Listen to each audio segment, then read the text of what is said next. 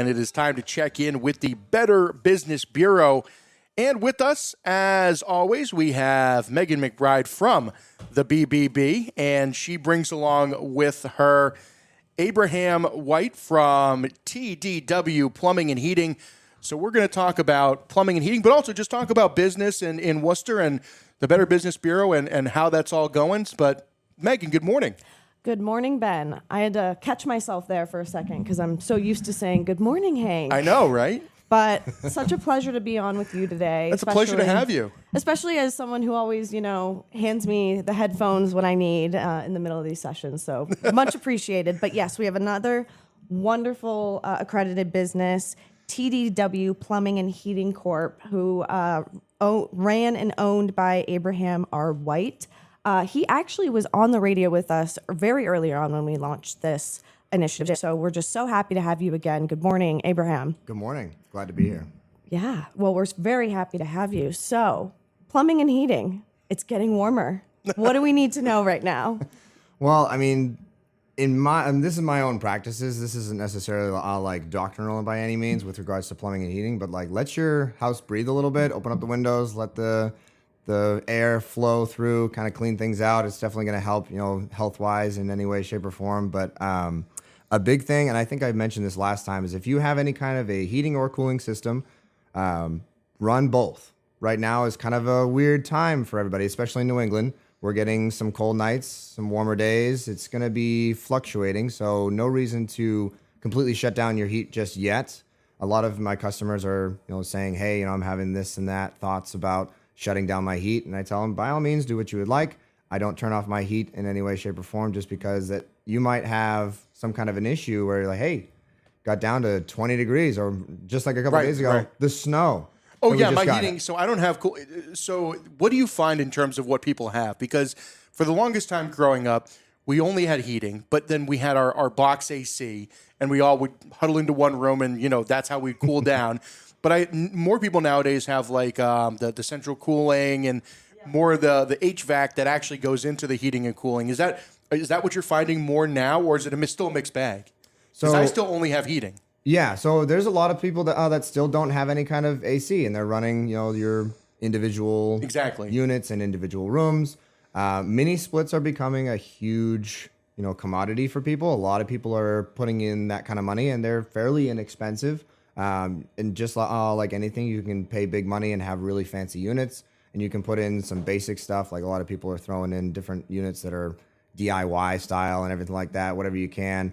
But it's still very vast in the broad spectrum with regards to what you have in your house. Mm-hmm.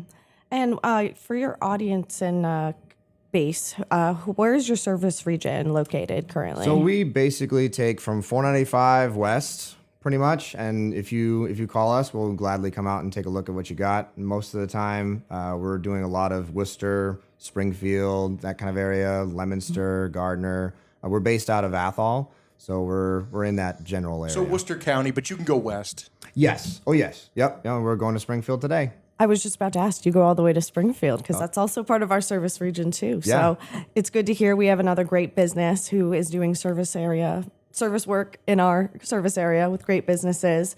So I had a question. Do you do residential and business as well? Yep, we do residential, commercial. If it's got pipes, it's got our name on it.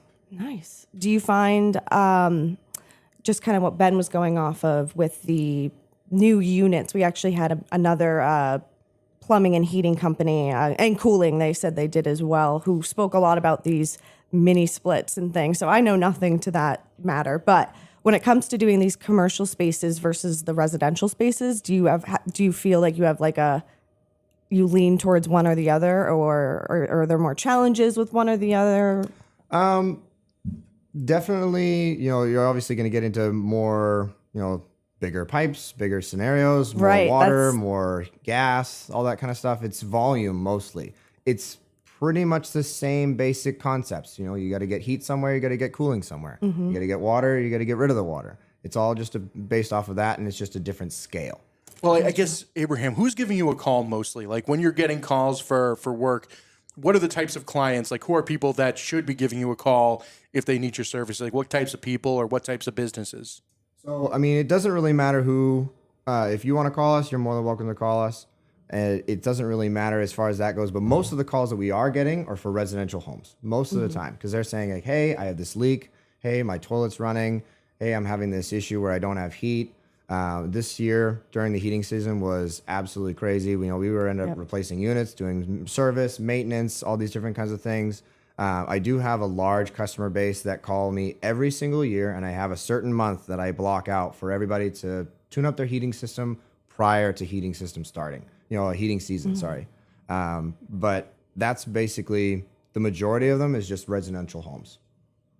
Gotcha. Well, I want to get a little bit into the accreditation piece with the BBB. So you've been on here before, so I know we've talked a little bit about it, but what was it for you that really made you want to become an accredited business? I think that it's, for a big portion of our, like me as a company, as a person, I want people to trust me as an individual. And I feel like that's a big portion of it is that, hey, we're an accredited business. We are, we're not a shady company. We're not like flying by night where we have all the licensing, we have insurance. We're trying to do it the right way so that that when people call, they know that they can be confident that their money is going to something that is going to be long lasting and it's going to be legit. It's going to be legal. All the things that we do, we pull permits. We make sure that we test. We make sure that we're diagnosing issues properly. We're taking the time to do it the right way. And if I have that accredited business stamp saying, hey, we are going to do it the right way for you. Because it is all about trust, right? I mean, business is all about not just relationships, but the trust that you build with customers. If they can't trust you, there's no way they're going to go to you, right? So if they haven't ever worked with you before, a good way to establish that trust before you ever step in the door is through things like accreditation and stamps and seals of approval from organizations that really can look it over and say, no, this is good to go. Absolutely. And especially considering the fact that part of BBB's mission, along with that stamp that you talked about that we have on the business side, is we also provide consumer education on the consumer side. And we also inform the public about a multitude of scams that are happening across the nation. And some of these issues and scams that I've been seeing is these fly-by-night companies, exactly to your point, Abraham, these companies who come to your house and say, I can do plumbing, I can do this heating, I can do this roofing for you. But they end up causing more damage and taking more money. So absolutely, having that trustworthy factor really just adds that ease for consumers because it's a little bit of a scary world out there. And especially in today's climate, everyone's trying to make the most of their money and their decisions right now because we want to be smart with it. So it's great that we have another amazing accredited business on here. And I also was curious about, Abraham, your number of employees. Are you your own human on this operation or do you have a team backing you? So right now it's me and then Nico, who's actually here with us. He's just kind of sitting in the background. He is from Monty Tech High School, and nice. I employ seniors and juniors from Monty Tech, specifically just because they're in the local area and just to give them an experience time in the field. As far as I've been told, 60%, this is a rough estimate by the teachers at the school, but 60% of the students that don't go out on a co-op job leave their choice of field and they don't continue with it, which is, that's a lot. That's a lot of students, and they're seeing a lot of students every single year. And if 60% of those students that don't go out on co-op leave the trade that they're in, whatever it may be, that's a detriment to our society. Like, we're losing people. Right. And every single year, there's more and more. Whenever I go to events that have to do with the trades, there's more and more gray hair and less people coming in that are young and ready to work in this scenario. So that's what, as far as individuals that work for my company, it's me, and I have a couple of kids that come from Monty Tech High School. Real life experience. I mean, there's no, especially in the trades, there's no substitute for getting in the field and doing the work. I mean, we have Worcester Tech, and there's all these great technical schools in Worcester County and over in Western Mass, and it just is, getting these guys out there and gals out there and getting them doing the work, and it will reaffirm like, oh, hey, I'm good at this. This is what I want to do, and that attrition rate goes down. Yeah. I mean, it's a very important. It's not necessarily like an endeavor that will bring in a whole lot of money, but it's just like for the viability of the trades of the industry, something that you seem to care, like a stewardship of that. That's important to you, and I think it goes to the character of what you're doing. Yeah, I mean, I went to a trade school. I went to Tri-County in Franklin, Mass. And I was given a chance to be out on co-op, to learn, to grow, to experience things.